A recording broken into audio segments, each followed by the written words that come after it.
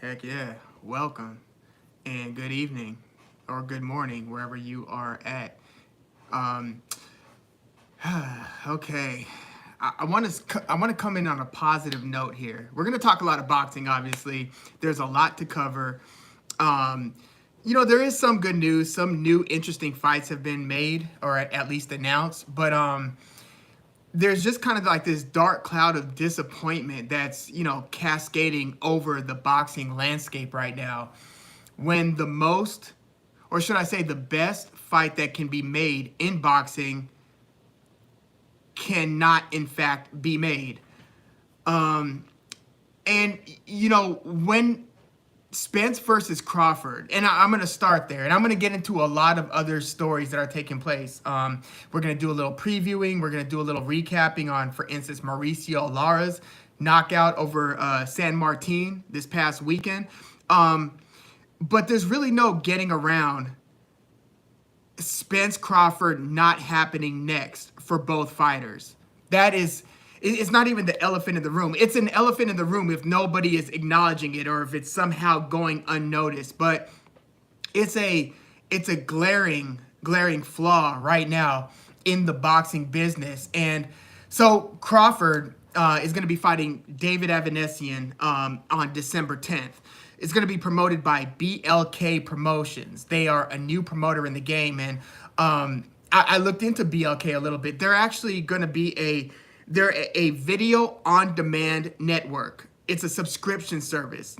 It's a different business model than Triller, but basically BLK Boxing looks like it's probably a subsidiary or a part of a larger BLK Prime network. So I don't know how long they're going to be in the boxing game. I'm assuming that paying Terrence Crawford 8 figures to fight David Avanesyan is not sustainable. That's just my guess. If I had to guess, I don't think BLK Prime is going to be in the boxing game for, say, the next 3 years.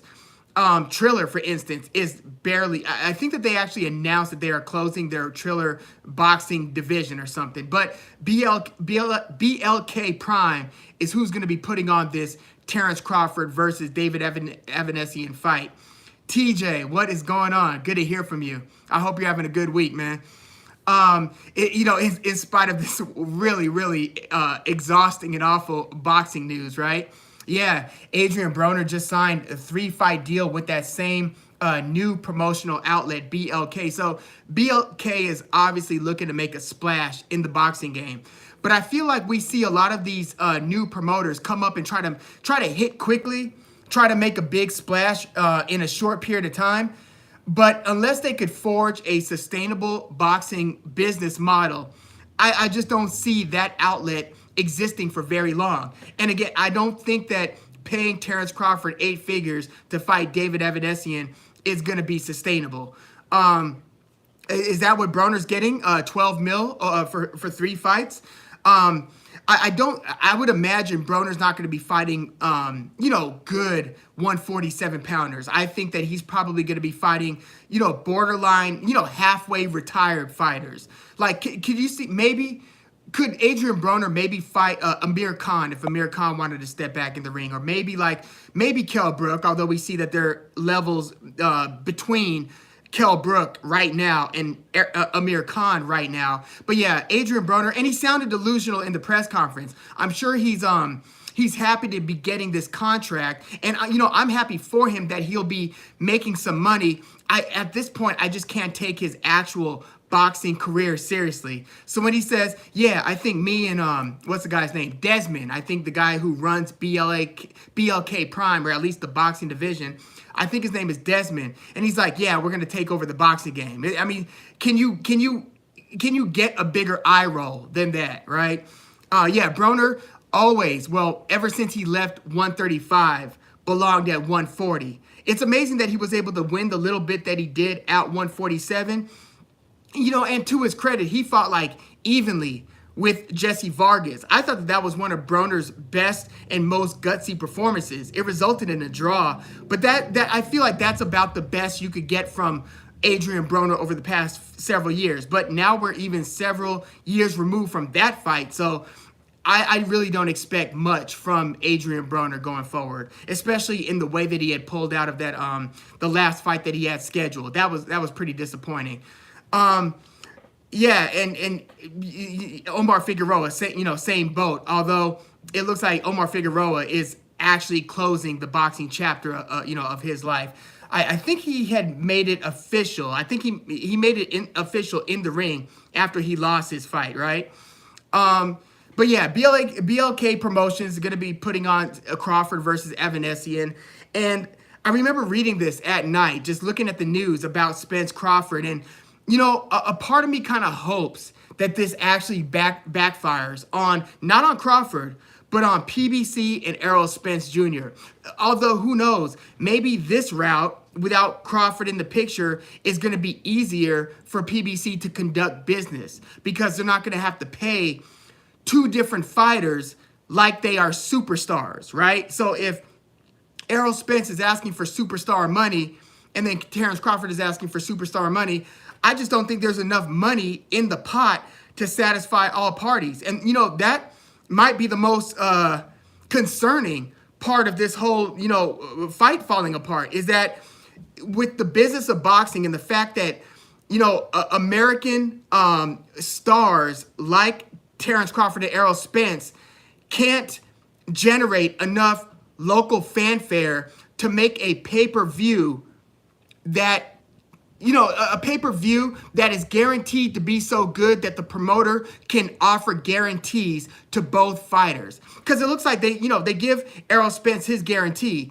but just because, just the fact that they were looking to just give Terrence Crawford money on the back end shows that they are not confident in this fight doing, well above 500,000 pay-per-view buys, which if it did even 500,000, I think that would be on the high side in terms of what this fight would be likely to do. Just because I feel like the promoters in boxing aren't doing a great job in promoting boxing. And that goes for top-ranked Bob Arum as well. I feel like with the roster that they've had over the last several years and the relationship that they have with ESPN, they could have done, I think, a lot more to boost boxing in the time that Top Rank has been aligned with ESPN. I mean, they've had Tyson Fury, Lomachenko, Terrence Crawford, Teofimo Lopez. They've had a slew of good fighters. I also get the feeling, by the way, that ESPN Disney doesn't give a damn about boxing, right? And we've had that discussion before. Edward Espinosa, what's good? Thank you for coming through. Jesus, thank you for coming through. Yeah, so the other news, Tush Mapin AZ, thank you for coming through. The other news that had broke related to Spence-Crawford falling apart is that two fighters, Virgil Ortiz Jr. and Stanionis, have both petitioned their respective sanctioning bodies where they are the mandatory, and they have petitioned for the sanctioning body to mandate or to order Spence defend against one of them. So, yeah, I mean, because Terrence Crawford is taking this fight on December 10th, a little bit more than a month from now, or about a month and a half from now, I'm assuming Errol Spence is going to want to take a fight as well. Look, and the idea that Terrence Crawford is going to turn over two fights in a few months, Terrence Crawford has been doing like one fight per year pretty much since he fought Mean Machine. He hasn't been a 2-fight-a-year guy. So I can't really imagine that he's going to just pivot from this David Avanesyan fight and then be ready to go in like 3 to 5 months. And not to mention the business coming together to allow for Spence versus Crawford in like, the first 4 or 5 months of 2023. I hate to be like a pessimist here, but I don't see that happening. And again, I do think that Errol Spence is probably going to be mandated to take a fight, whether or not he wants to. And I do think that he'll want to fight.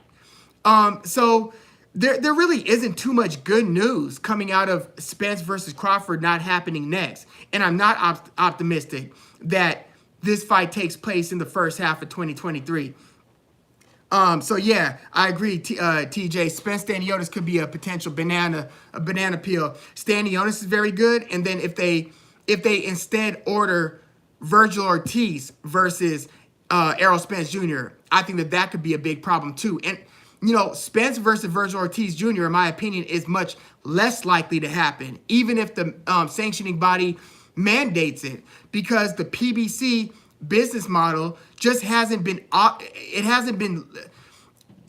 creating the environment where they could do any sort of a cross-promotional fight. I'd imagine Virgil Ortiz Jr. wants to get paid well, and I'd imagine that he's at a point in his career where, he would probably be asking for more money than Stanionis would be asking for. Even though Stanionis is a very good fighter, and he just beat Butayev, like, convincingly, by at least a couple of rounds, right? So I don't think, I think that if, I forgot which sanctioning body Virgil Ortiz Jr. is the mandatory in, but I would almost think that there's a high likelihood that Errol Spence relinquishes whichever belt Virgil Ortiz Jr. is the mandatory for, if the sanctioning body orders that fight. But if it's Stanionis, I think Errol Spence would fight Stanionis next. I mean, that just seems like it's right in PBC's wheelhouse. Easy fight to make for them. But again, there's just not too much good news coming out of Spence-Crawford not happening. And I mean, does anybody think that Avanesyan, who, upset Josh Kelly, remember Josh Kelly was being hyped for a moment in time and is still trying to get back on track. And he has had a fight since. But does anybody think that David Avanesyan has a legitimate shot against Terrence Crawford? And Avanesyan, at least according to Ring Magazine, is like the number 8 ranked welterweight in the game right now. But short of Terrence Crawford breaking one or both of his hands, or having some sort of like a Gary Russell Jr. like injury occur in the ring, and Crawford is getting into his mid-30s, which is even worse for the prospects of Spence versus Crawford. But yeah, I can't really say David Avanesyan has a good shot or even a decent shot at beating Terrence Crawford. I just can't get Lamont Peterson versus David Avanesyan out of my head. Just watch the way Lamont Peterson was walking Avanesyan down. And yes, he has tested positive for PEDs in the past, Lamont Peterson. So I can't guarantee that, Peterson versus Avanesyan was on the up and up. But I look at Avanesyan as being a good fighter. I don't mistake him for being a great fighter. Tush Mapine AZ asks, hey man, what's your opinion on the recent back and forth between Eddie Hearn and Mike Hoxard regarding Conor Benn? Would also appreciate a shout out. Yeah, what's good with you, man? And thank you for coming through.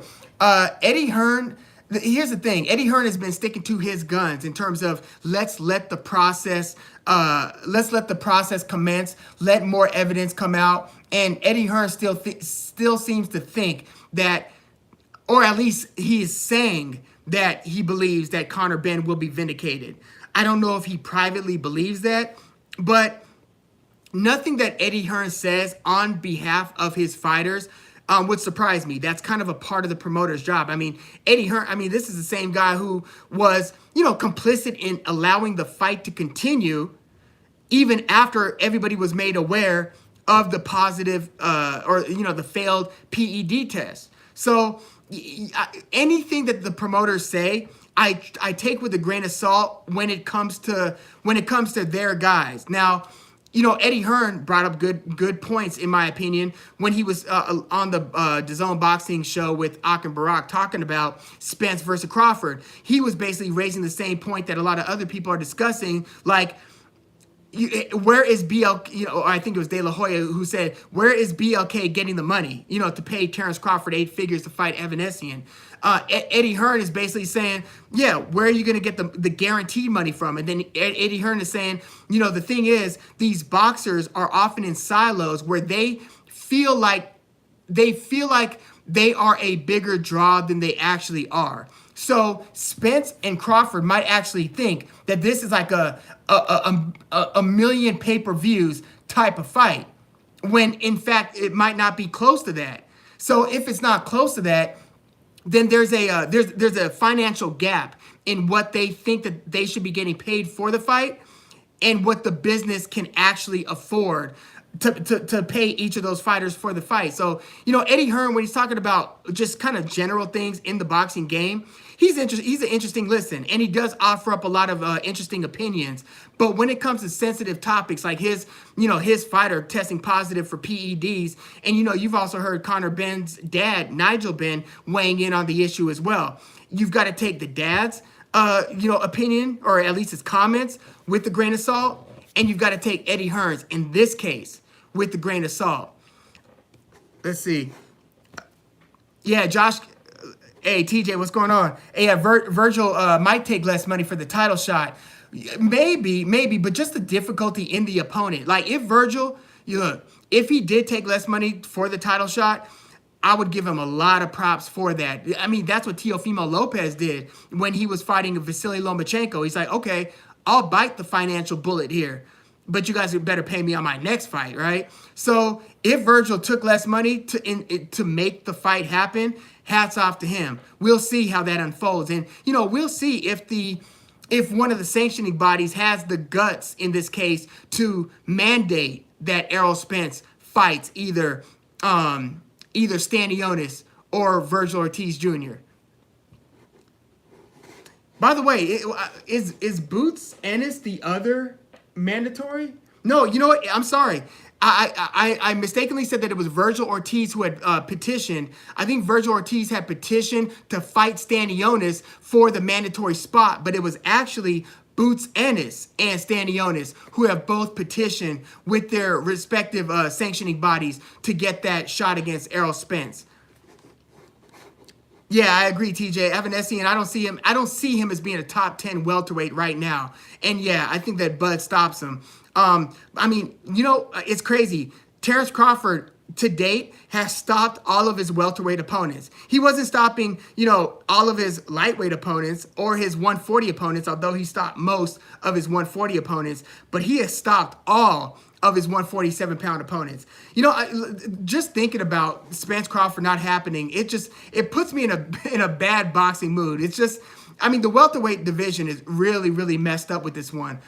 And I just don't think that, I don't think that another opportunity as good as the one that they had in 2022, I don't think it's going to come around again. I think either somebody's going to get injured or somebody's going to lose beforehand against one of these other guys, or Terrence Crawford is going to get old to where there's just a drop off in performance capability.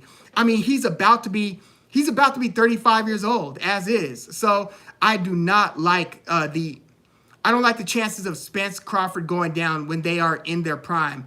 And you'd have to look back to find the most recent, equally disappointing fight not being made.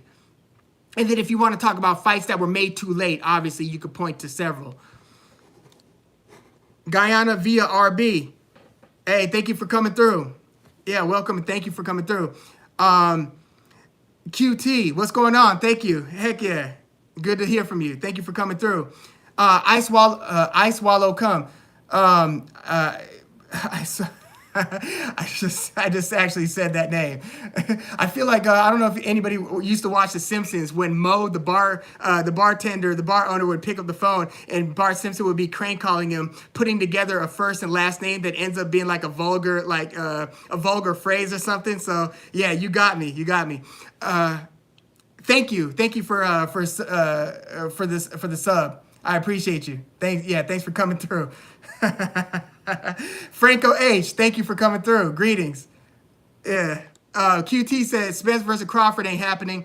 I think you're right. Would love to see Bud push for Charlo. Yeah, might as well at 154, right? Although he still has to jump into the PBC ecosystem for that to happen. I would like to see Spence versus Boots as well. And that's the thing. There are other very good welterweights, but ideally we would get like Boots versus Virgil Ortiz, or one of them two against Stanionis, right? Or Conor Benn, one of them against Conor Benn. Some sort of a permutation between those other, ranked number 4 through ranked number 8 fighters. Or you throw Yordenis Ugas in that mix as well. But the one that we just had to happen. We had to have Spence versus Crawford. And yeah, Diaz versus Zepeda. By the way, I'm dropping that preview. If not tomorrow morning, I'll probably drop that one on Thursday morning.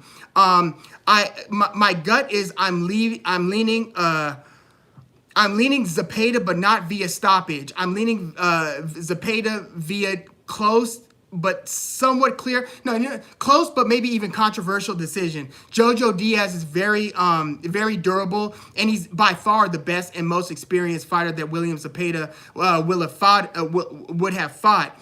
But Zepeda's a lot bigger. Jojo Diaz is not a natural lightweight. I mean, he was at his best when he was at featherweight, 126. He was pretty good at 130, earned a belt against Tevin Farmer.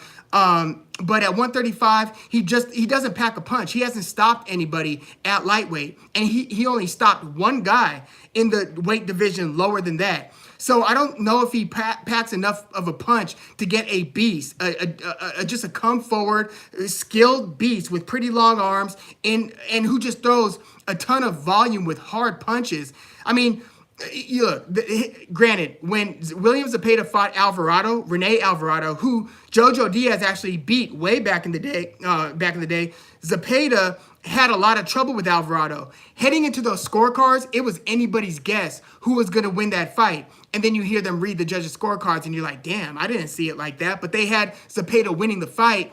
But I thought that was like a flip the coin. That could have almost gone either way between Zepeda and Alvarado. So that fight makes me think, okay, maybe there's something to, certain styles giving Zepeda a big problem.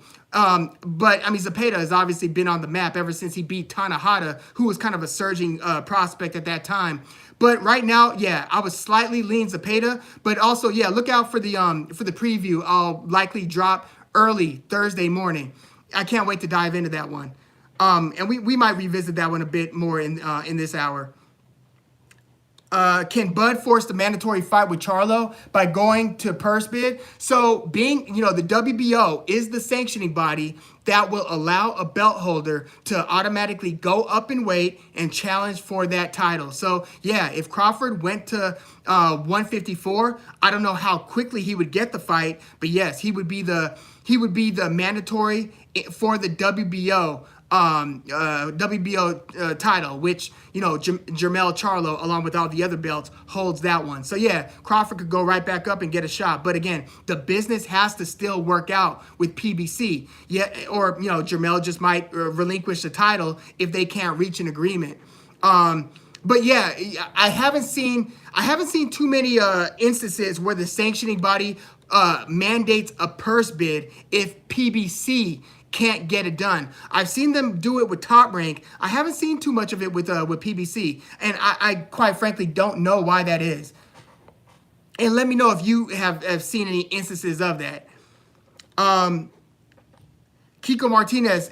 No, I think Jordan Gill should beat Kiko Martinez, although Kiko Martinez obviously pulled off the upset against Kid Galahad, didn't he? But, ever since I saw Kiko Martinez lose to Zelfa Barrett in the way that he did, I'm like, yeah, Kiko, I mean, he's done, at least in that division at 130. I mean, I remember him getting stopped in the middle rounds by Gary Russell Jr. back at 126.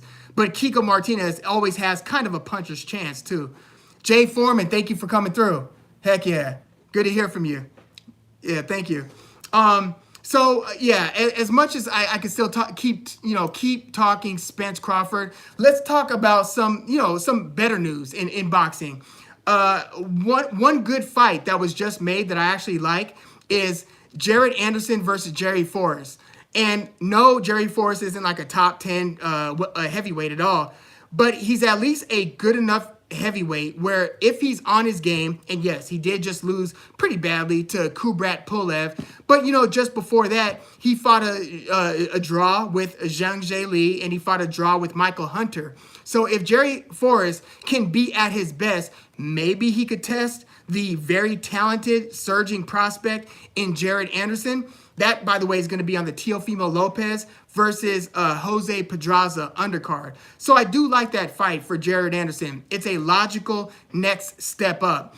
Sometimes people will say, well, damn, give Jared Anderson like a top 8 guy, top 5 guy. But it's like, no, you incrementally work your way up, by small incremental step ups in opponent quality.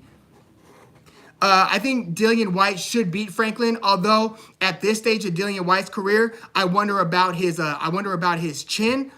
I wonder about his chin, period. I mean, I've just seen a lot of instances of him getting just getting wobbled. And granted, it's the heavyweight division where anybody could get hurt. But Dillian Whyte, he's now also, in his mid-30s? What is he, like 35, 36 now? Franklin should be a live underdog in that one. But I would still, my gut instinct says to still go with Dillian Whyte, maybe via decision.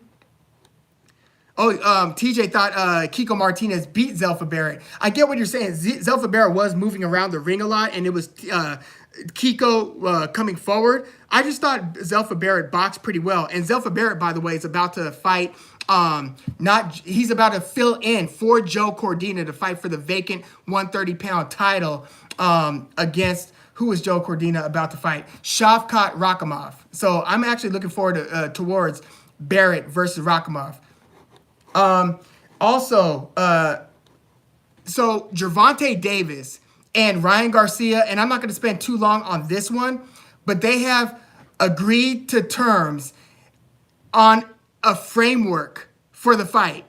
And I know what you're thinking, like, what the hell does that mean? So Gervonta Davis and Ryan Garcia sound like they have got like a, the split down in terms of who's going to get paid what. But the obstacle, and they say the only remaining obstacle is the networks. But the way I look at that is like, that's like me telling y'all like, hey, I'm about to go get a Porsche next week. I just have to secure the financing. It's like, well, what did you tell me that first part for? So with, Gervonta Davis against Ryan Garcia, okay, cool that they've agreed to that they've agreed to money.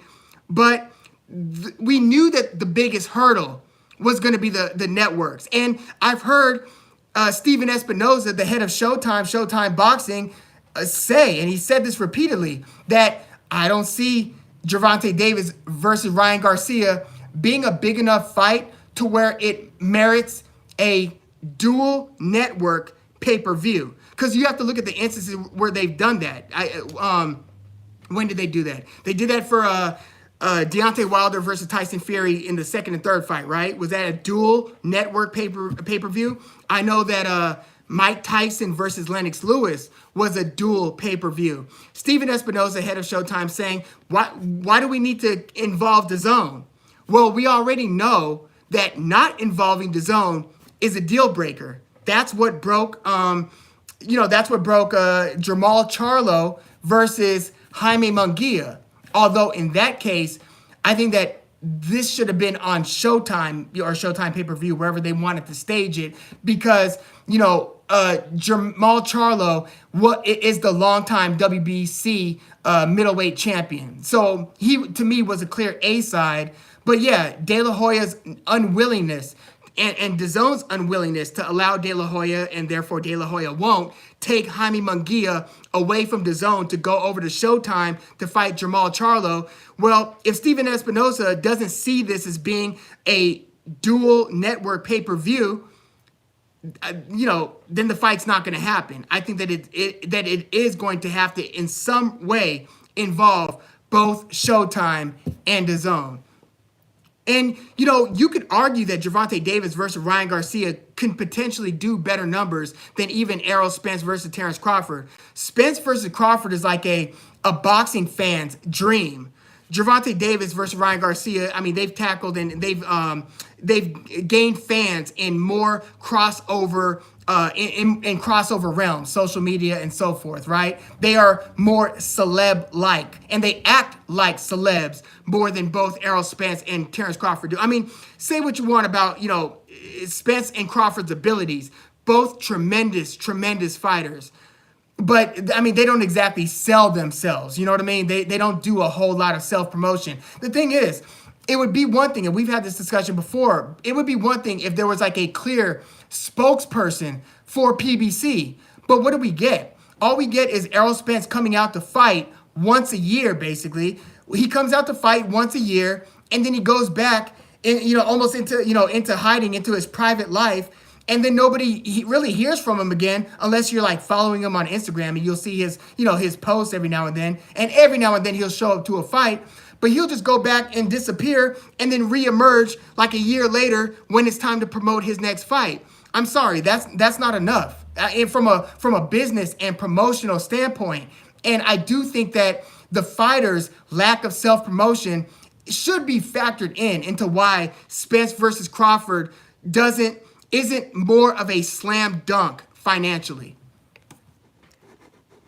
Yeah, Andrew Smith, thank you for coming through. Yeah, they have agreed to terms. They've agreed to terms. They have both tweeted within 5 minutes of each other saying, done deal, with eyeballs. The other one replies, done. But what are we fans supposed to take from that if we still don't see a Garcia or Davis versus Garcia flyer issued out in the next couple of weeks? So yeah, once that fight is announced, we could dive right back into it. But I just thought it was interesting that the boxing media put it out there that, yeah, they've agreed to terms other than the networks. Well, the networks are a big deal. So once you guys get that figured out, come, holler back, Let's see. Yeah, we're going to talk a little Jake Paul, Anderson Silva. I said this I just issued a preview. I think I dropped it this morning.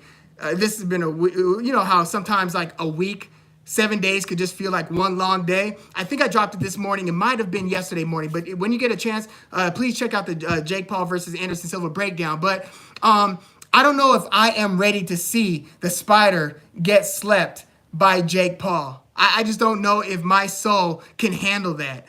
I was throughout most of Anderson Silva's career, I was watching him fight by fight by fight. He might be my favorite MMA fighter of all time. And I just don't know, even if he's 47 years old, just seeing him get leaned by Jake Paul, I just don't know if I'm ready for it. But I do think that for those that think that Jake Paul is just going to knock Anderson Silva out, it's possible. But I do think that it's more likely that Anderson Silva outboxes Jake Paul. I mean, he was looking at, first of all, he's a southpaw. Have we seen Jake Paul fight a southpaw yet? Have we seen Jake Paul fight anybody his own size yet? Well, Anderson Silva's both of those things, plus he's Anderson Silva, So he's a very creative and crafty, I was going to say striker, like we're talking MMA, puncher. And he just has a lot of craft. Like, if you see the way that he was moving around the ring against Julio Cesar Chavez Jr., a former middleweight champion, granted, one who has disappointed just career-wise repeatedly in recent years, Anderson Silva just looked more technical than Julio Cesar Chavez Jr. I was very impressed by that performance. So if that same Anderson Silva is coming into the ring to fight Jake Paul, I think Jake Paul is going to have trouble winning rounds that he's not badly hurting Anderson Silva in. Like in the, online boxing analyst Richard Dwyer calls them the slow rounds. The rounds where nobody gets wobbled or, it's just like a less eventful round. I see Anderson Silva look like he's more or less controlling those. And the evidence that I have in that is how inactive Jake Paul was in that rematch with Tyron Woodley before he knocked Woodley out cold. So he just looked like he was very, very, very basic, right? In that fight against a non-boxer where Jake Paul wasn't able to comfortably win rounds behind a jab until he knocked Woodley out. So again, I think that I kind of feel like Jake Paul in this case has a puncher's chance at beating Anderson Silva. But I think Anderson Silva is going to be the one who's going to be more of a puzzle for Jake Paul than Jake Paul will be for Anderson Silva. But yeah, we'll see. And again, I just don't know if I'm ready to see Anderson Silva get knocked out by Paul. TJ asks, who do I have so far between John Ryder and Zach Parker? At this stage, man, I would have to say John Ryder. Even though he's going to be, the newcomer to 168, his performance against Daniel Jacobs, where he earned a decision win, his performance against Callum Smith a few years back, I have a lot of respect for John Ryder. I think he's a really good fighter. I'll stop short on calling him great. He's a very good fighter. And Zach Parker, I feel like the jury's still out. We don't know too much about Zach Parker's ability. So I'm going to do a deeper dive before I issue a preview on that fight. But gut instinct tells me to go with Ryder, probably via decision. And he's got a high punch output too. So he's got enough volume to win rounds, even if there's no knockdowns in the fight. Oh, you already placed a bet on Parker. Okay. Yeah, well, good luck. I know that you usually have good luck, so maybe your bet will reform my thinking on that one. Yeah, Jay Foreman. You know, it's interesting with Anderson Silva and the southpaw nature. I've seen Anderson Silva fight entire fights orthodox. In fact, I feel like I've seen Anderson Silva fight more MMA fights orthodox than southpaw. Anderson Silva has been like one of the most, like, as much as we've seen him fight over the years, he has still just been one of the most, like, enigmatic and just kind of mysterious dudes. Like, he'll do things like the way that he fought Forrest Griffin. And yes, it caught up with him when he got knocked out clean against Chris Weidman, when he finally coughed up his title after setting the record for most successful title defenses in the middleweight, in any division, but he did it in the middleweight division. Anderson Silva, by the time he was late in his MMA career, well,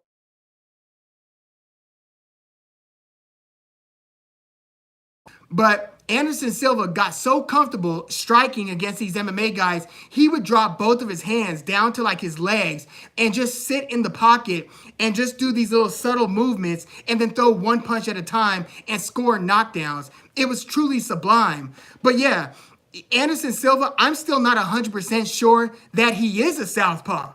Because again, I've seen him fight so much boxing and MMA from an orthodox stance. But he fought Torrez Jr. almost the entire fight from a southpaw stance. So yeah, it's just one of those, like, he's just a guy I can't completely figure out. And he pulled out one of the best rabbit out of the hat 5th round late minute victories in MMA history in his title retention against Chael Sonnen after losing like the first 4 rounds, getting taken down and kept down. Anderson Silva's had a brilliant UFC career. And again, I just think he's going to be very tricky, especially given his lateral movement. Like, I think that Silva at 47 years old is still a better mover than Jake Paul. And if you look at like the little social media thing, for what it's worth, Silva's a better dancer. Look at them doing the dance off behind the in front of the green screen. I know it doesn't mean much in terms of fighting. I'm just talking in terms of coordination. And then if you look at how Silva was moving against Julio Cesar Chavez Jr., I just think he's going to outbox Jake Paul. Let's see. Edward Espinoza said, you always talk about legs of old fighters. What do you expect? Okay. In the middle to late rounds.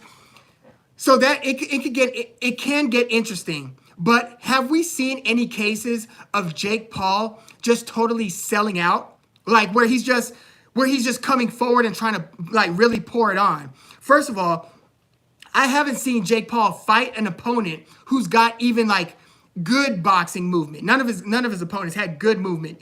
Woodley didn't have really good lateral movement around the ring. You know, it was just kind of like they were all stepping and sliding. Nobody was really dancing. Nobody was really circling well laterally, right, around the perimeter. So Silva, at least into the middle rounds, I think that his legs are going to carry. I don't think he faded too much against Julio Cesar Chavez Jr. And by the way, if Jake Paul were to fight Chavez Jr., like who would you guys pick? You know, yes, Chavez Jr. always goes out of his way to disappoint us.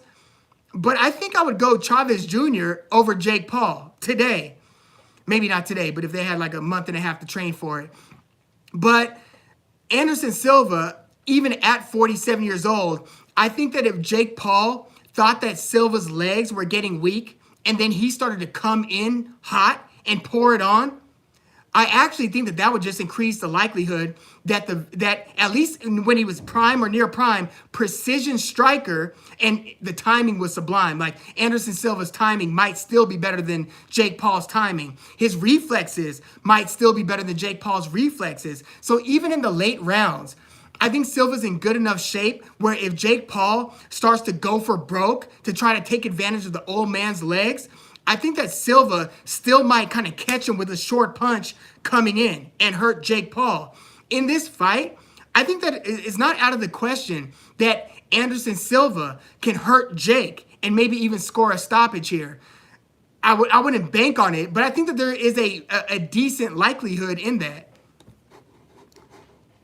Yeah, I agree. Torrez Jr. would miss weight at heavyweight. Yeah, absolutely. We've seen him miss weight at light heavyweight, which is crazy. That's actually a very, very astute comment.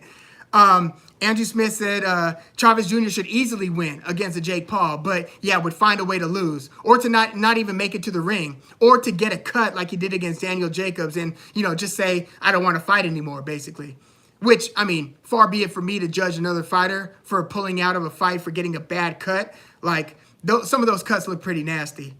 And they got to be painful. Like, you could see a fighter in a boxing fight for like several rounds, get hit like 100 times, and they look like they could handle it. They still have the poker face on, but let them catch a good headbutt. You see their whole demeanor change. It just rattles them. There's no more cool in them when they get a nasty headbutt.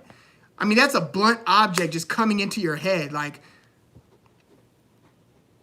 who do I favor for Zepeda versus Prograis? I might go to that fight, by the way. It's right at Carson, California. Can't wait for that one. I just hope that this new promotional company is able to properly stage this fight.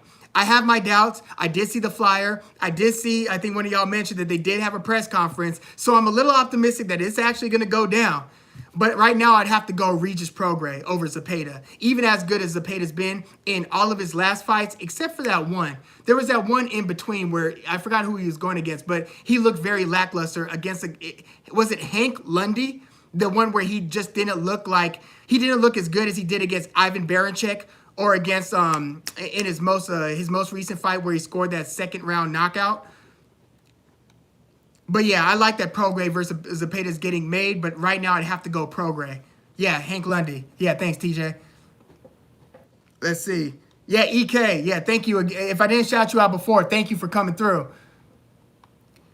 Silva is a dude. Yeah, Anderson Silva is super talented. He might have found himself to winning a boxing belt if he just stuck with boxing from the early stages. Although, if you look at his early pre-UFC boxing fights, it leaves a lot to be desired. He didn't look like a great boxer. He looked like a proficient boxer, but he didn't look as talented as he did once he started stepping into a UFC cage, or even in the promotions that he was with, Pride and some of those other organizations pre-UFC. He didn't look as good, just pure boxing, as he did in MMA. But he is an ultra talented fighter. It's just that it would be a little difficult because he would have to fight light heavyweight. And I think that he would have enough punching power to carry there. And he's about 6'2". So yeah, he might have had a decent boxing career. With boxing, you always have to double check the weight, right? Because in MMA, 205 is the light heavyweight threshold, 185 is middleweight, and so forth. They just have more increments above 170, 175. Whereas boxing, if you're anywhere above 170, 175, they're kind of feeding you to the wolves. I mean, there's cruiserweight, but you get what I'm saying. Let's see. Seth707, thank you for coming through. Spence-Crawford. So, yeah, not happening. Who's at fault? I think that the money is actually at fault here. So I spent a lot of time in the beginning of the hour talking about this one. So once we wrap here, please check out the first several minutes of the chat. We definitely went into Spence-Crawford. But if you were to ask me who's at fault, I feel like the boxing business and economics are at fault. And if you want to be more specific, it's not the fighter's fault that they have gotten accustomed to getting paid what they've been getting paid, but both fighters assuming that they should make crazy, you think that they should morally, of course, ethically, they should both get paid a ton of money.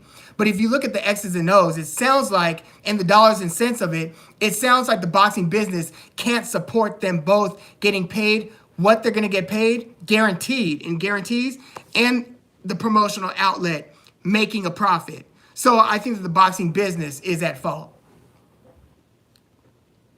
Guyana via RB said, bro, I know you've got Silva to win. I respectfully disagree. I strongly believe an upset is in the air. Jake Paul, time will tell. So here's the thing about this fight.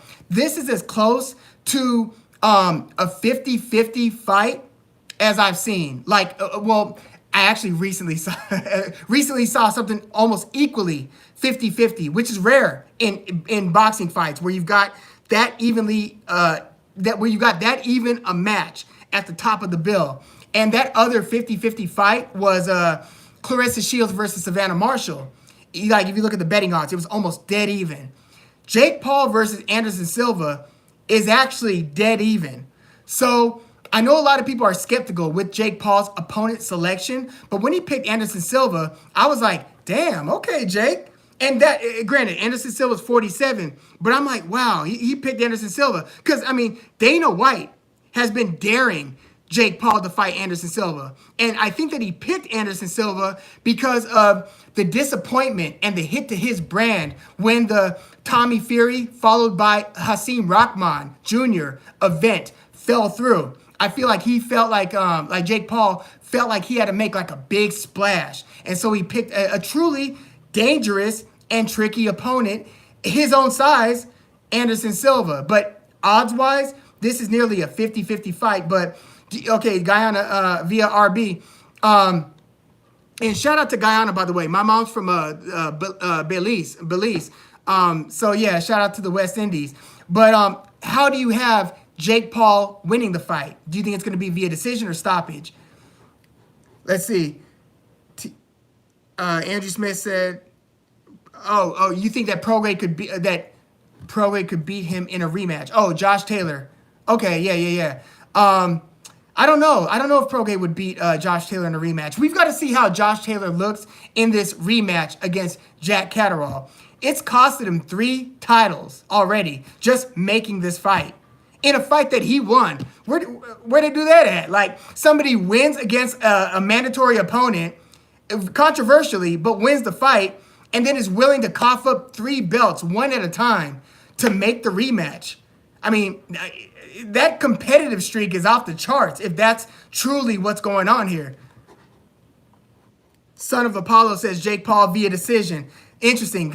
Okay, so I've got Anderson Silva via decision. Karma Serene, thank you for coming through. Heck yeah. Good to hear from you. Thank you. TJ said he had Taylor up 2 rounds against Regis Prograis. Yeah, that was a really good fight. I also had Josh Taylor winning that fight. Very good fight. Action-packed fight. I had Josh Taylor winning by 2 rounds as well. Maybe 1 round, and I could squint and see that being a draw. I don't think I could squint and see Regis Prograis winning the fight. Lisa Tucker is in the house. Thank you for coming through, Lisa. Hey, sister. Yeah, that's my little sis. Love you, Lisa. Thank you for coming through. And if the whole family's watching over there, Lisa, mom, dad, Rye, love you guys. Son of Apollo said Jake's youth and strength will come through, and it might in the late rounds. It's just that his low volume in the close fights. Granted, he did beat Woodley by winning those last couple of rounds after getting hurt in the middle round. So yeah, Jake Paul came on strong later in that fight, but in the rematch, he just looked very lackluster up until that punch in the 6th round. It just wasn't a lot of volume. But I've also gotten word that Jake Paul, he's been training a lot on his punch output and his punch volume and on his movement. So, and he's been working with Chad Dawson. I mean, you want to talk about a boxer who is very, very good, then hit a dramatic cliff ability-wise. Chad Dawson had a precipitous fall after being one of the best lightweights for sure, probably the best for a moment in time, lightweight in boxing. Like, it was Jean Pascal who first beat him, and then Adonis Stevenson knocked him out. No, Andre Ward knocked him out, and Adonis Stevenson knocked him out. But yeah, Chad Dawson has been training with Jake Paul. So Jake Paul has not been cutting corners. I truly believe he's been taking this thing seriously. Let's see. By the way, and we talked about this as well, Adrian Broner also signed to the same BLK Prime, the new boxing promotion that is staging Crawford versus Avanesyan. And all the other promoters, by the way, are looking at what BLK Prime is doing in paying Crawford 8 figures to fight Avanesyan. And they're like, damn, where are they getting the money? But that's not a sustainable model. If you look up BLK Prime, it looks like they are a subscription service that is video on demand. So they're a network. And I think that boxing is just a small part of their bigger puzzle. Not too dissimilar from Triller. But like Triller, I don't really expect BLK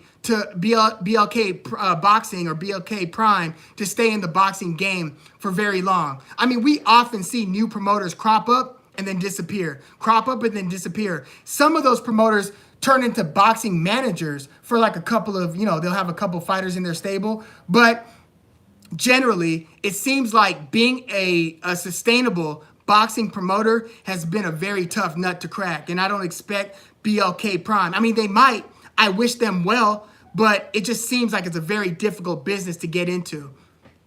And when you start off by setting the precedent in paying, Terrence Crawford 8 figures to fight David Avanesyan, I just don't see that as being a thriving business going forward 1 year, 2 years, 3 years, and so forth. But right now, I think they're just trying to get subscribers overall, but we'll see how they play their hand. Yeah, Jay Foreman. So in next week's chat, we're gonna go all into Bivol versus Gilberto Ramirez.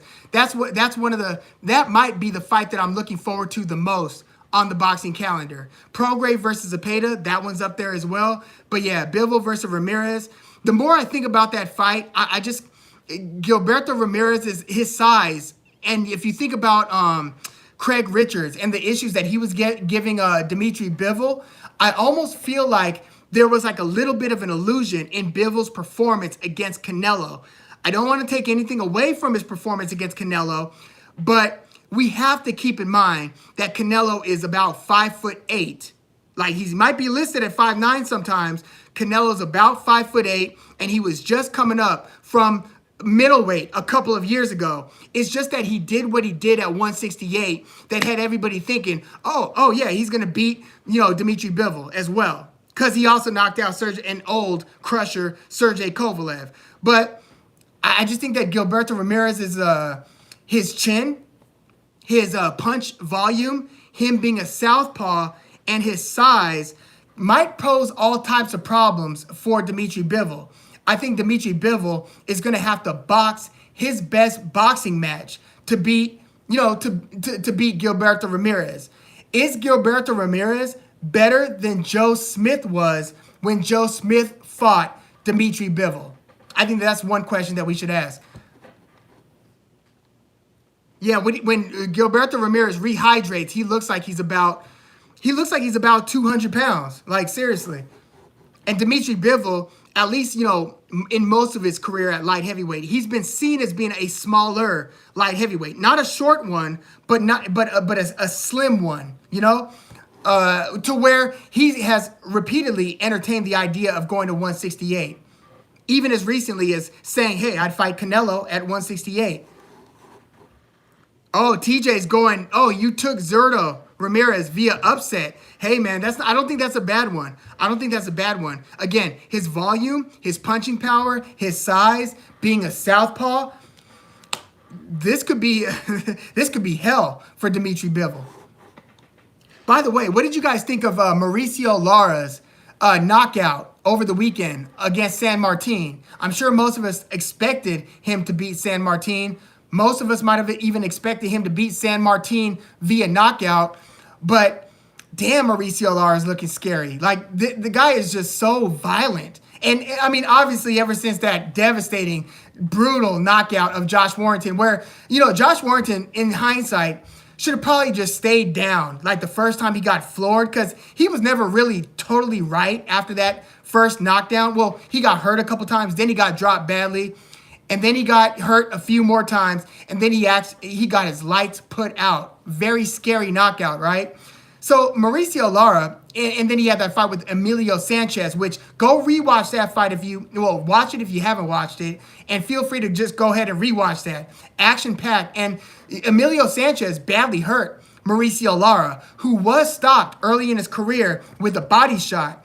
But then Emilio Sanchez, in the same round that he had Mauricio Lara badly hurt, got knocked out cold in the final second of the round. You could even argue that he got hit right after the bell sounded. But it was like a photo finish, and they called it a knockout. But yeah, Mauricio Lara, he is looking like the scariest fighter at 126. In terms of like the scare factor, the only other guy who's as scary as him, in my opinion, is Emmanuel Navarrete. But for different reasons. It's because of his otherworldly volume, his long arms, his angles, and just everything that we've talked about in the past. But Mauricio Lara just seems like he's what is he, Ricardo Mayorga like? It's just a very violent way of fighting. Like every punch that he throws, he looks like he's trying to absolutely take your head off. And I mean, what the hell was Sanmartin doing? Like I've seen Sanmartin fought Emmanuel Navarrete. He made it to the 12th round against Emmanuel Navarrete. So I'm watching, Lara versus Sanmartin, and Sanmartin also hurt Emmanuel Navarrete. He hurt him to the body. He was hitting him up top. It was an action-packed fight. I mean, I would say through 11 rounds, Navarrete was probably winning 8 rounds to 3. So he was winning on the scorecards. Or this might have even been a 10-rounder. I don't remember. But Sanmartin basically won 3 rounds against Navarrete and fought competitively. But then when I saw Sanmartin just standing there, like he was waiting for a bus against Mauricio Lara. And I don't know if he was waiting for Lara to punch himself out, but he gave Lara nothing. Like he was standing there with a high guard, just taking combination after combination, like almost challenging Lara to try to punch through his guard. It was the worst strategy to you've got to come at Lara or you've got to box brilliantly. One or the other. You got to either fight fire with fire and hope that it goes well and hope that you're nastier or punch harder than he does. It didn't work well for Josh Warrington. Or you could just be a sweet scientist like who's in the division? Maybe Robeisy Ramirez, right? Somebody who can swim without getting wet and try to beat him that way. And if we're talking, if we're likening Mauricio Lara to Ricardo Mayorga, well, then think Corey Spinks when Corey Spinks beat Ricardo Mayorga. You've got to either do that or you've got to just come in guns blazing and outgun Lara.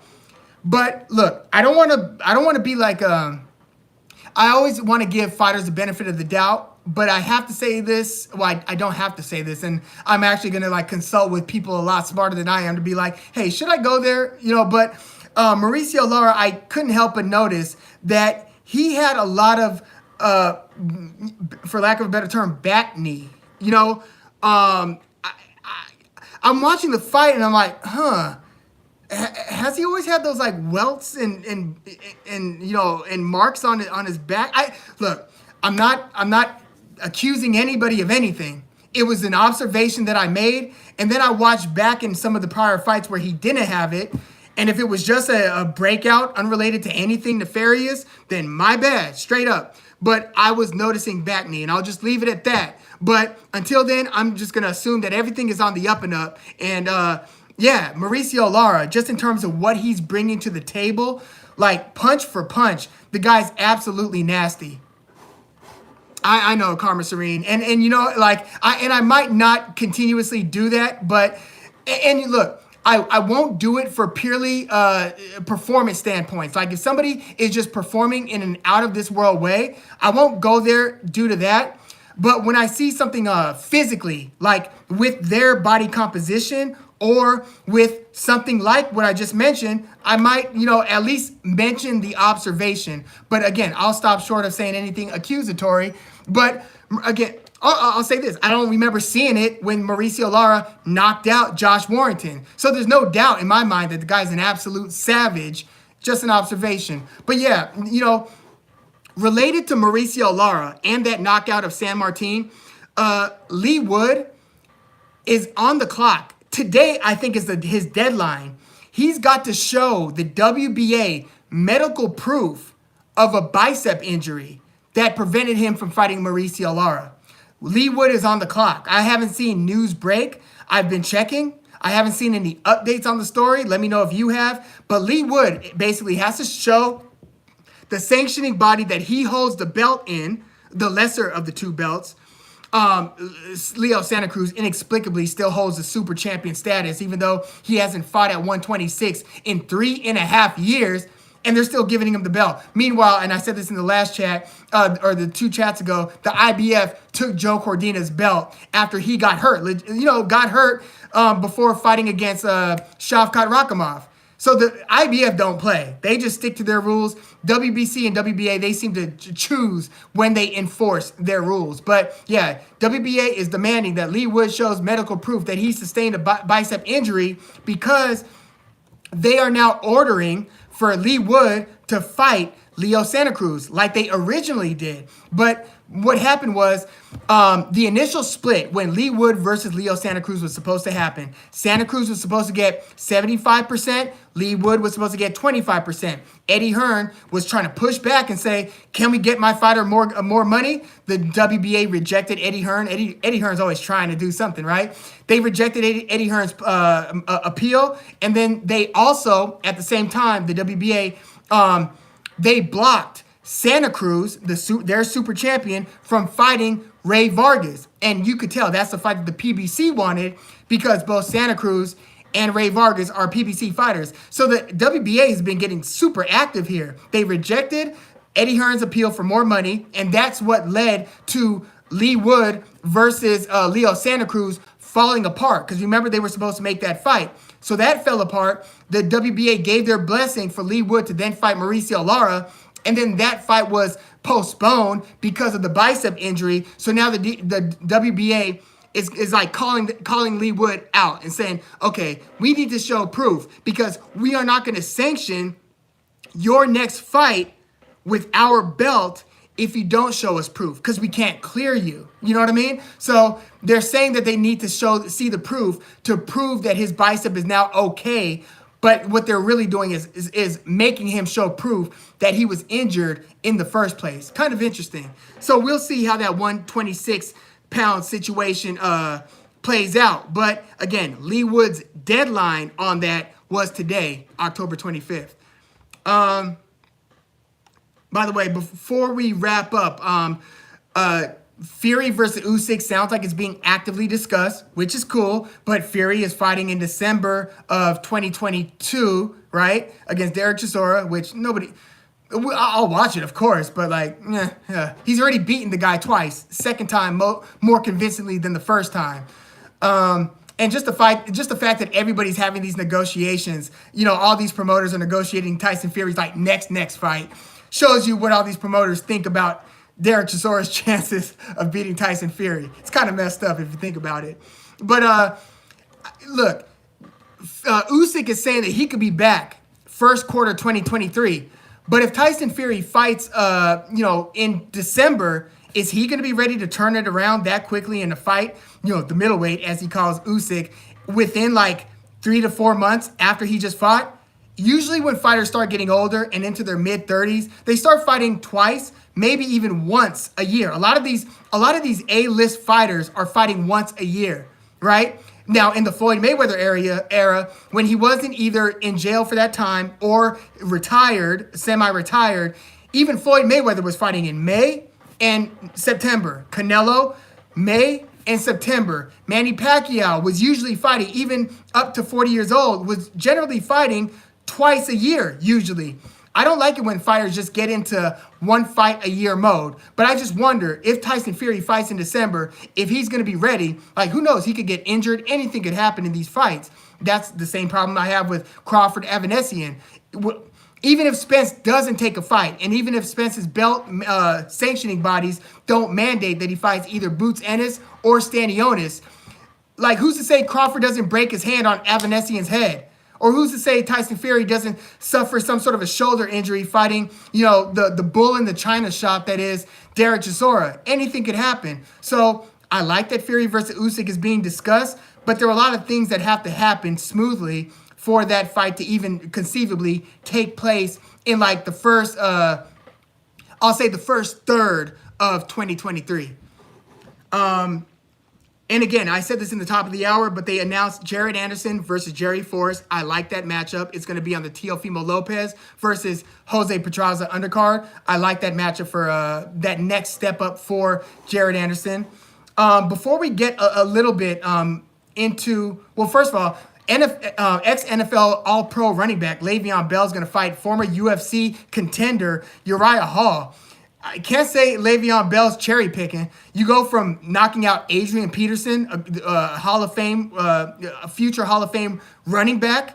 You go from fighting Adrian Peterson, who doesn't have a fight history, even though I suspect if Adrian Peterson grew up boxing, he'd probably be a beast, assuming he could take a punch. That's always the X factor when anybody gets into the fight game. Can you take a punch, right? Regardless of what your other skill sets are, can you take a hit? And are you willing to take hits over the course of several rounds? But Le'Veon Bell's going to go from Adrian Peterson to Uriah Hall. Uriah Hall's the guy who ended Anderson Silva's career.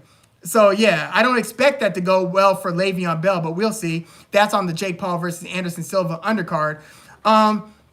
Katie Taylor also fights this weekend against Karen Carabajal. Usually when I usually see the name Carabajal, like Michael Carabajal back in the day. One of y'all, I need to learn how to properly pronounce Carabajal, you know. But yeah, that's going to be her, Katie Taylor's next opponent. Carabajal was supposed to be Amanda Serrano's next opponent before that Jake Paul versus Hasim Rahman Jr. fight card fell through. It was supposed to be Amanda Serrano versus Carabajal, but now it's going to be Katie Taylor versus Carabajal this coming weekend.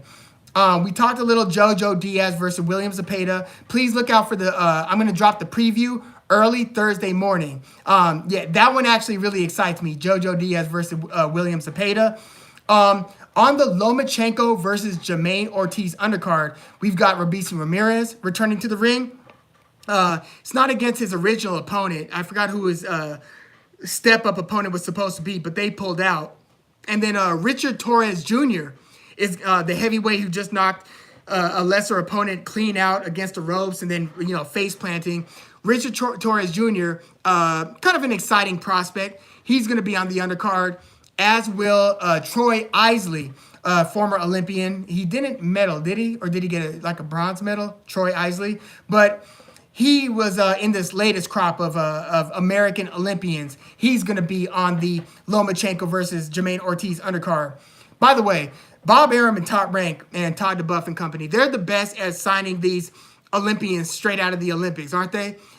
Golden Boy used to be the guy snatching up all the young talent. He still gets his share of young talent, but Top Rank is kind of the safest bet if you are a new boxer stepping into the sport. It just seems like they've got their they've got the best farm systems, if you will, to kind of build fighters up gradually. We've seen them do it recently with Teofimo Lopez, pretty quickly, by the way, and with several other fighters. Not saying they have the most talent. That is all divisional based. I think that Top Rank is the best at, I'll say, they're probably 126 is split. I feel like it seems like everybody's got an equal share of elite talent at 126. I feel like at 135 and 130, 135 and 140, Top Rank has the most elite talent. 147 and 154, PBC by far has the lion's share of the elite talent. 160 kind of gets split again, although you could argue that maybe DAZN, between Golden Boy and Matchroom, the DAZN platform, might have the best middleweight talent, followed by PBC, who's got, Jamal Charlo. I mean, that's pretty much it, right? But, yeah, so I would say DAZN, between Golden Boy and Matchroom, Eddie Hearn, have the best talent there. Yeah, so it's division by division. So depending on what weight classes you're fighting in, that should probably steer your direction in terms of who you want to align yourself with if you want to fight the elite opponents. But yeah, Lomachenko versus Jermaine Ortiz. I saw in my Lomachenko versus Ortiz preview that I dropped a couple of days ago, I was surprised at how many of y'all are picking Jermaine Ortiz to upset the Matrix, Loma. if Loma's skills have degraded since his win over Richard Comey in December of last year, and since his return for a long period of time to the Ukraine as Russia was invading and for the several months following the initial invasion, if his skills have eroded at the late age of 34, he's about to be 35 in a couple of months, then yeah, Jermaine Ortiz is definitely a young, big lightweight, because lightweight, we've seen, is probably Lomachenko's ceiling. Even though Lomachenko, I would argue, looks stronger at lightweight in his last two fights against Nakatani and against Richard Comey than he did in his first couple lightweight fights against Jorge Linares and against Jose Pedraza and Anthony Crolla, even though he looked great against Crolla. He knocked him out. But like against Luke Campbell, right? I feel like Lomachenko has grown into lightweight. But Jermaine Ortiz is a young, good lightweight who fought to a draw against Joseph Adorno, another good prospect. And obviously recently retired Jamel Herring. This could be a trap fight for Lomachenko. I know it's being viewed as a setup fight for a clash between Devin Haney, if Devin Haney stays at lightweight, which I wonder if he will. If Devin Haney stays at lightweight, this Lomachenko versus Jermaine Ortiz almost looks like a setup for that, or against an eventual fight against Shakur Stevenson. But Jermaine Ortiz, you know, he calls himself the technician. That's his nickname. Even though, if you look at his style, sometimes he does come in a little bit too hot where he exposes himself because he's a little bit head over skis when he's coming in for the attack and throwing his fast. He's got pretty fast hands, his fast combinations. There's not, you know, Lomachenko is just somebody who could carve you up technically. So I think that the higher likelihood is that Lomachenko out-techniques the technician. But again, I'm just surprised at how many of y'all are thinking that that the underdog, Jermaine Ortiz, might pull off the victory here. Before we wrap up, I want to get into some of your comments as well. By the way, did you guys see Paulie Malignaggi lately on his channel has been really going at Devin Haney? And I feel like it's a mix between the truth and a little bit of haterade. I do think that there's some haterade. And Paulie admitted that some of it was what he was hating on Devin Haney because Devin Haney basically had a dad who was kind of guiding his career, Paulie's and funding much of his career. And Paulie's like, man, I wish I had that in my career. You know, so you were basically kind of, you know, silver spoon fed into the boxing game, whereas I had to, you know, do this and do that. So some of this is that. But he was also just calling he kind of called Devin Haney a fraud for parading with that lightweight WBC belt. I disagree with Paulie, and I have a lot of respect. Paulie's one of my favorite boxing commentators, and I disagree with Devin Haney being called a fraud. It's not Devin Haney's fault that a lesser WBC belt was made available for him in that fight against, I think it was against Zayor Abdullayev, who has since stopped Jorge Linares, Zayor Abdullayev, who was kind of a no-name at the time that he fought Devin Haney. But it's not these fighters' fights that the sanctioning bodies are kind of like are kind of pimping out their belts, for lack of a better term. That's not the fighter's fault. Like, if anything, Devin Haney seemed like he was trying to fight Ryan Garcia amongst others, and that having a belt was almost like a winning lottery ticket. Like, maybe if I have this belt, people will fight me. Well, now maybe that I'm undisputed, people will fight me. So I think that it's unfair to call somebody who's, you know, as good as he's been performance-wise, and who seems to want to fight elite opponents, and who went over to Melbourne twice and had to perform his butt off to secure the belt not once but twice against George Kambosos. Devin Haney, to me, has been nearly flawless in his fight-by-fight trajectory. And I remember around the time Devin Haney was fighting Yorkis Gamboas, a lot of people were criticizing that opponent selection. And I'm thinking like, damn, chill, he's like 20 years old. He's right on schedule. So yeah, I kind of disagree with Paulie's commentary, but the videos are worth the watch. Oh, thanks, TJ. So yeah, it was a 12-rounder. That fight between Navarrete and who were we just talking about? Sanmartin. Yeah, Karma Serene said, "Don't do it, Woog." When I was getting into the Mauricio Lara. Yeah, I agree. I shouldn't do it. Jay Foreman said, could be wrong, but I don't think Leigh Wood wants it. He saw what happened to Warrington, which is interesting if Leigh Wood doesn't want it, right? Because he challenged Zhu Kan, or Kan Zhu, the Chinese fighter who was holding that lesser share of the WBA belt, right? He fought him like mid to late 2021, and he stopped Zhu Kan. And this is just after, this is a couple fights after Leigh Wood lost via decision to Jaza Dickens. Remember when Jaza Dickens just got totally schooled by Kid Galahad for that vacant belt at the time?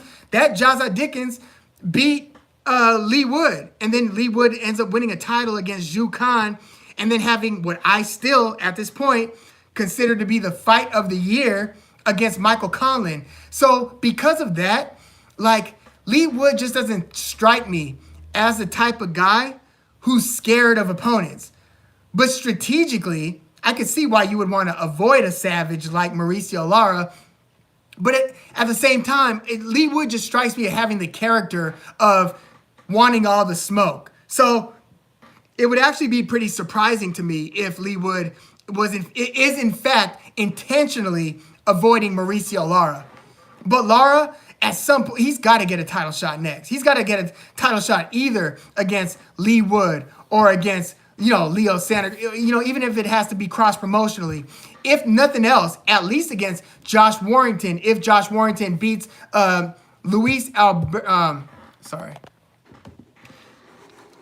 if he beats what's the name, Alberto or Luis or not Luis Ortiz. I know there's a Luis and Alberto and maybe a Ruiz in his name, but yeah, that's going to be and he's a good fighter too. The order, the sequence of the names just isn't coming to mind, but that's Josh Warrington's next title defense, or should I say his first title defense since becoming a second-time IBF champion after beating Kiko Martinez. But yeah, it's almost like the IBF is playing keep away from Mauricio Lara and with the belt. Mauricio Lara has done more than enough to earn that shot at this point. Yeah, Andrew Smith. Yeah, I agree. Lomachenko has been pushing the bigger Richard Comey and the bigger Nakatani around in the clinch. Yeah, you see him muscling these guys around, which is interesting because remember early in Lomachenko's career, he was getting bullied by Orlando Salido in that very controversial win for Orlando Salido over Vasily Lomachenko. In a fight where Lomachenko also hurt Salido late in the fight. But he's learned a lot over the years of fighting elite fighters, and he's learned how to use physicality to his advantage. So you think Jay Foreman says after Tyson Fury beats Derek Chisora, or after Chisora, I put in that after Fury beats Derek Chisora, but I'm assuming you also believe that Fury's going to beat Chisora, that Fury's going to retire again, but then claim that he's the best and say Usyk don't want it. Yeah, there's a high, I could see that happening. Fury he plays a lot of games, but I have to say, once he enters the ring and the lights are, the lights are at their brightest, he performs at his absolute best. He did it against Klitschko. He's done it against Deontay Wilder. He did it recently against Dillian White. I think he would do it against AJ. So yeah, but there's a high likelihood that he starts playing games again, which it's just frustrating for for boxing fans. Yeah, QT said Uriah Hall beat the brakes off of Anderson Silva and then apologized. Yeah, because Uriah Hall, idolized Anderson Silva. I remember in the the Contender Series, it was it was The Ultimate Fighter, that series, but it was the year that Kelvin Gastelum won. Uriah Hall was fighting in that same series. He was like spin kicking people's heads off too. Uriah Hall was. Chael Sonnen was one of the coaches, put his arm around Uriah Hall, said look up on the wall where it had a whole bunch of pictures of past legends and belt holders, and he said you could beat any one of these guys going forward. And then the camera zooms in on Anderson Silva, Chael Sonnen, Anderson Silva's longtime rival who's lost twice to Anderson Silva. The first of those two fights is a classic. Well, it's a classic finish for Anderson Silva in the 5th round against Sonnen. But Sonnen looked at Uriah Hall and he said, no, I mean it. Any of these guys. And Uriah Hall was, kind of young at the time. He wasn't fully believing it. But yeah, Uriah Hall beat up Anderson Silva pretty badly. But I still think Anderson Silva might outbox Jake Paul. Or hurt Jake Paul. And MTK is in the house. Thank you for coming through. the UFC fights that just happened. We could go over this really quickly. So I think that Islam Makhachev, I thought he was going to beat Charles Oliveira. He did. I thought Charles Oliveira makes way too many mistakes, takes way too many chances. He's a very creative, versatile, and dangerous striker. But Islam Makhachev is a style of fighter where you cannot make a mistake against him. He will make you pay once he gets that dominant control. He's got that Khabib Dagestani style of wrestling where he's going to find a way to get you in some sort of an arm and neck, head triangle, circle his body over counterclockwise and choke you out. So once Charles Oliveira missed with that knee, got hit, it was only a matter of time. I think Charles Oliveira is going to be back, but that will always be his Achilles heel. He takes a lot of chances. In a lot of cases, it works for him. It worked for him against Justin Gaethje, worked for him against Dustin Poirier, worked for him against Michael Chandler, didn't work for him against Islam Makhachev. Islam Makhachev's the new champion. I tend to believe he's going to be a champion for a while. I'm just looking at the roster. I don't know who's going to beat Islam Makhachev in his next couple title defenses. Beneil Dariush, by the way, should get a shot at Makhachev though. In the co-main, I had okay. I can't take too much from that. TJ Dillashaw should not have been in the ring with that. His shoulder came out of his socket like 20 times in training before his fight with Aljamain Sterling. And Aljamain Sterling, who stopped Dillashaw, just can't catch a break, right? Because his credibility isn't going to be boosted by this win over Dillashaw because everybody now knows Dillashaw was injured. I think that, there should be some sort of a lawsuit. Either people who bought the pay-per-view when this was kind of a fraud fight because Dillashaw should not have been in the ring with his bum shoulder that popped out at the first moment of contact between the two guys. That fight wasn't a legitimate fight, but I don't want to take anything away from Aljamain Sterling. He's just going in and doing his job. I'll get to the O'Malley one in a second, but I want to get to oh, yeah, I already saw that Andrew Smith talking about Lomachenko pushing the bigger fighters. The last one I'll leave on is Sean O'Malley beating Peter Yan. Controversial, close decision. I had Piotr Yan winning 2-1, but Sean O'Malley definitely proved that he belongs, with the tip-top, elite.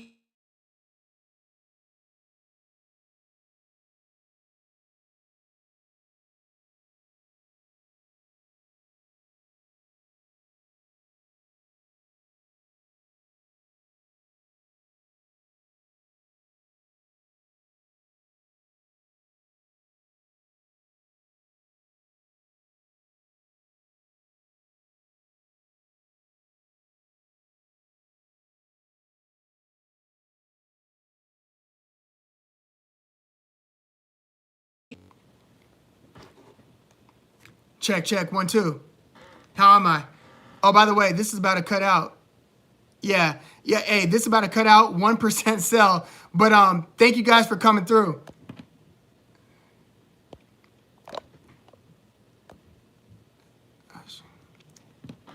Can you guys hear me now?